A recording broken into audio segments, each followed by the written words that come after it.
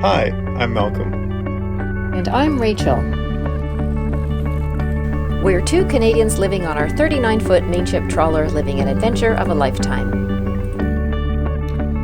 We invite you to follow along as we travel 6,000 miles through Canadian and U.S. waterways around America's Great Loop.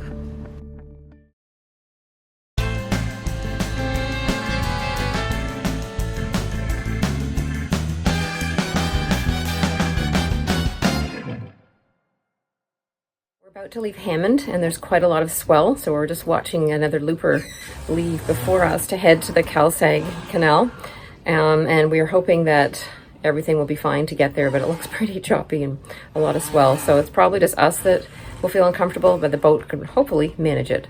Fantastic to hear. We'll have the martinis shaken and stirred by the time we see you in the Cal-Sag. Over.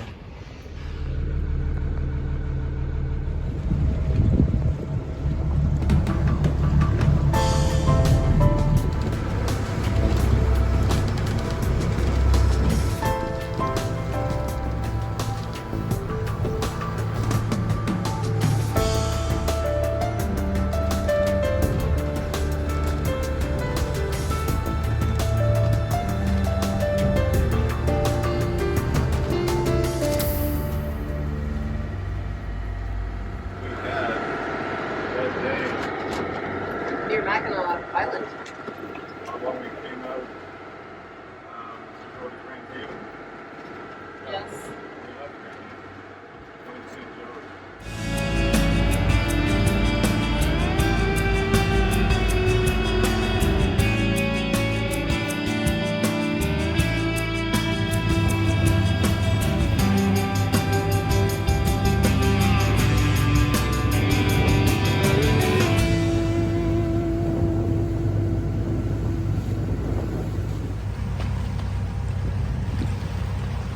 We are just leaving Lake Michigan for the final time, and kind of questionable weather this morning, but we have entered the Cal-Sag Canal or river, and Calumet River I think it's called, and so we're having to pass through several bridges, some of which we'll have to have opened and others we will be able to fit underneath.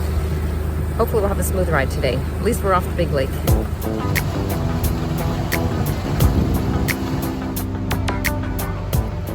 The Cal-Sag Channel is a navigation canal between the Little Calumet River and the Chicago Sanitary and Ship Canal. It is 16 miles or 26 kilometers long and was dug over an 11-year period from 1911 until 1922. The Cal-Sag Channel serves barge traffic in what was an active zone of heavy industry in the far southern neighborhoods of the city of Chicago and adjacent suburbs. It is also used by pleasure craft in the summertime. This water system has long been recognized as one of the most contaminated rivers in the nation. With a history rich in steel making, meat packing, and oil refining, a cocktail of heavy metals and oil and grease was discharged into the river before modern environmental controls were established.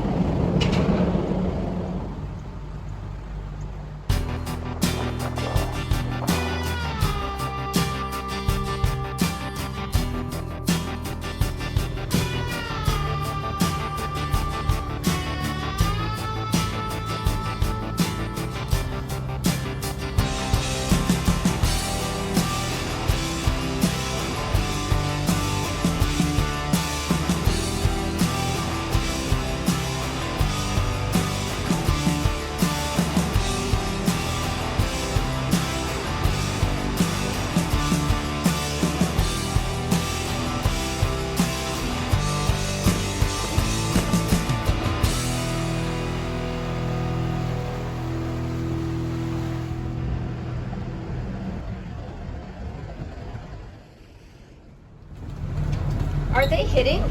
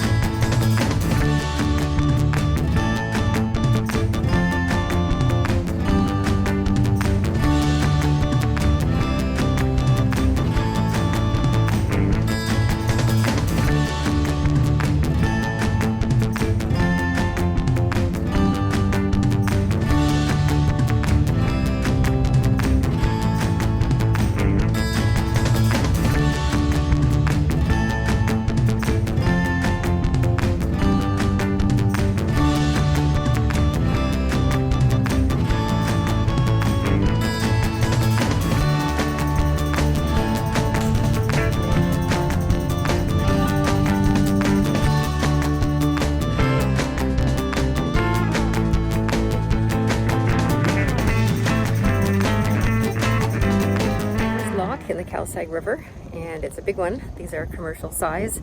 There's 3 boats, pleasure craft, all together right now, and I think they might be waiting for some more because we're just kind of waiting for them to close the gate and then drop the lock. So we'll see how long this takes. We're in the lock at least, and we're ready to go.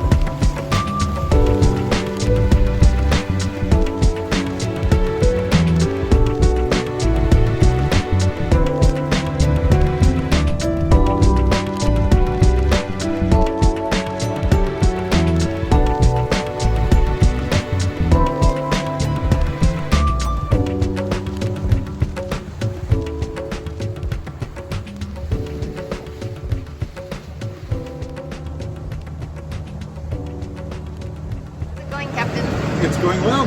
It's a report from the lower helm today. A little different than normal.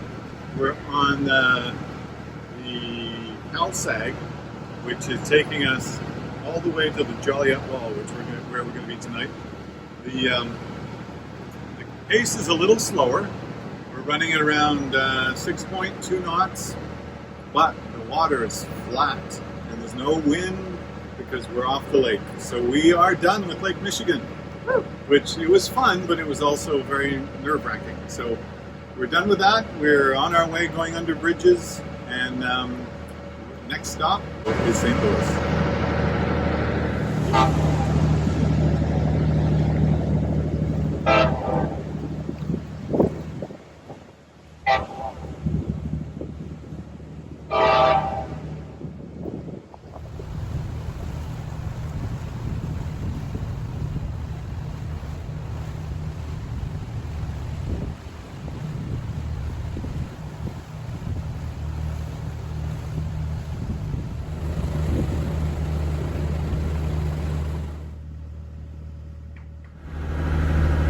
Captain. Yes. How are things going today? Very well, thank you for asking. But this part is kind of relaxing. Hope you're having a great day.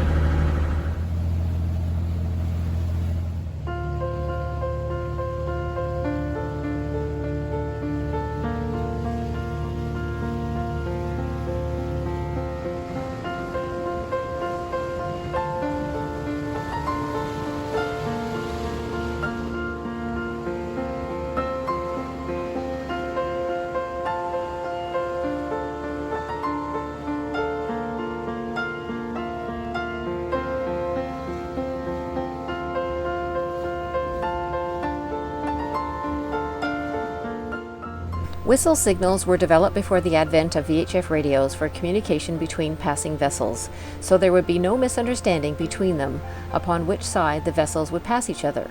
For example, if 2 boats were meeting head-on and they agreed to pass port to port, they would pass on one whistle. In the same situation, if they agreed to pass starboard to starboard, they would pass on 2 whistles, which seems simple enough, right? It gets a little more tricky when two vessels are traveling in the same direction and one vessel is overtaking another. The easiest way to remember is a one whistle pass means the other vessel is always on your port side. In a two whistle pass, you always leave the other vessel on your starboard side. Although we now use VHF radios to communicate between vessels to establish on which side we will pass, towboat captains still refer to the pass as either a one whistle or a two whistle pass.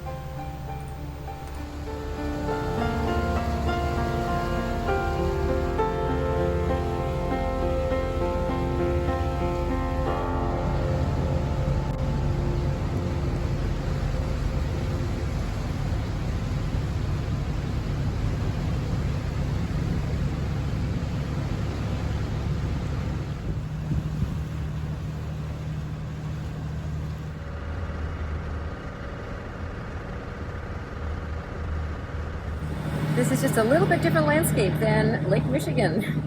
Very industrial through here. We have had a bit of green space, but mostly it's been industrial. Things like these plants and things like that. So it's definitely interesting, and we've met quite a few barges that have been on the side of the canal, and I guess being a long weekend and a Sunday, maybe they're not running as much as they normally do, but we have had one or two pass us on the one or the two.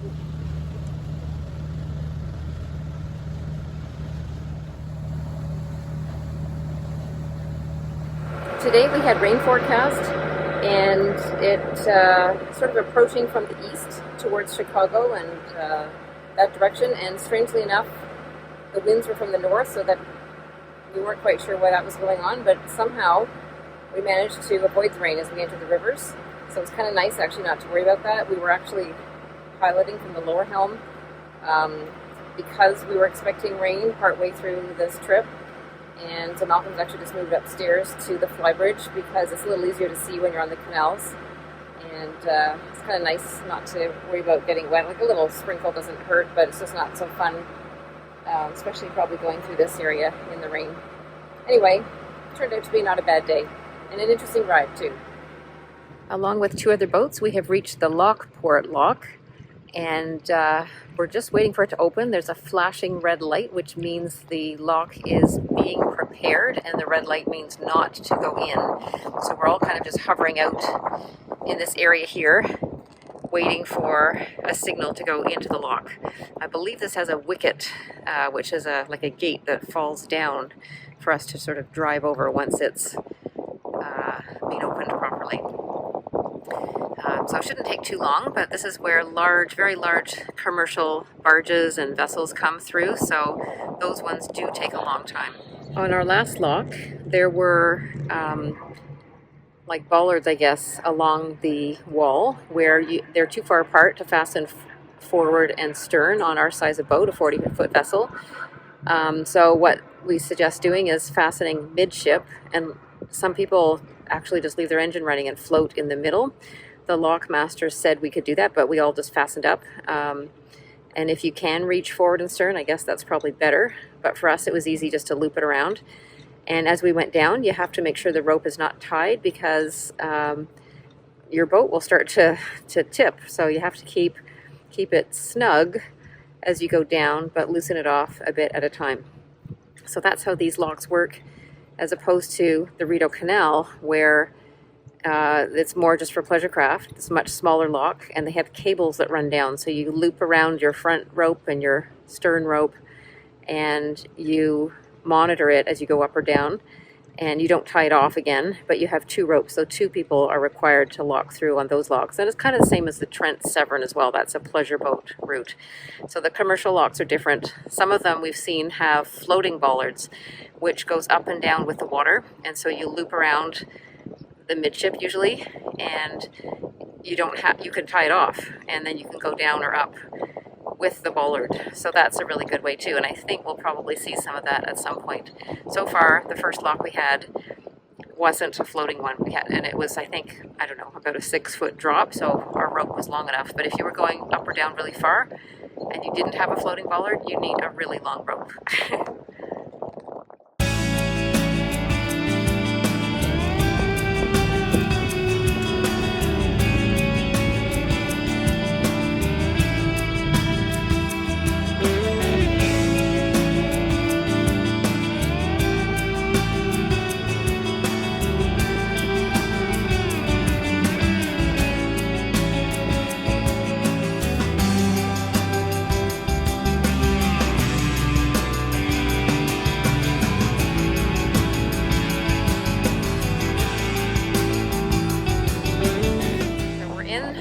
Port Lock now. There's 2 other boats ahead of us. You can see one there.